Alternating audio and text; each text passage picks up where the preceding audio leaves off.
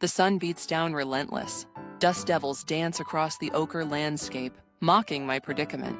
Lost, utterly irrevocably lost. I stumble, my throat parched, the rough stone of the cliffs, scraping against my skin.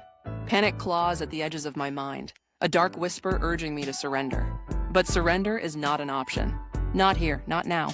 I take a ragged breath, forcing the fear back. This isn't just about survival. It's about outsmarting the maze, outlasting the night. My gaze sweeps across the treacherous terrain. Jagged cliffs loom, their shadows already beginning to lengthen, stretching like skeletal fingers across the ground. There's no trail, no familiar landmark, just an endless expanse of rock and shadow. I curse my carelessness, my misplaced confidence in a map that proved useless. Now I have only my wits, my skills, and the fading light to guide me. First, water. Dehydration is the enemy. I remember a small, shallow cave I passed earlier, a potential source of condensation. I retrace my steps, scanning the cliff faces, searching for any sign of moisture. Finally, I find it. A damp, dark recess, where a few precious drops cling to the stone. Enough to wet my lips, to buy me a little more time. Then shelter.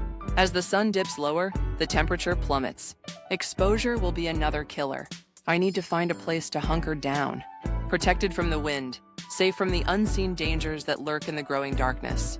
I spot a narrow crevice, a natural crack in the cliff face. It's not ideal, but it offers some protection. I wedge myself inside, using my backpack as a makeshift pillow. The wind howls, a mournful cry that echoes through the canyon. But here in my small precarious haven, I am relatively safe. Now for fire. Fire means warmth, light, and a slim chance of signaling for help. I gather dry twigs and tinder, my hands clumsy with cold and fatigue. Striking the flint, I pray for a spark. Finally, a tiny flame flickers to life, chasing back the shadows, bringing with it a surge of hope. It's a small victory, but it's enough to keep me going. As the last rays of sunlight vanish, the maze transforms. The cliffs become monstrous shapes, the shadows lengthen and twist, and every rustle of leaves, every snap of a twig, sends a jolt of fear through me. But I hold on. I remind myself of every survival lesson I've ever learned, every challenge I've overcome.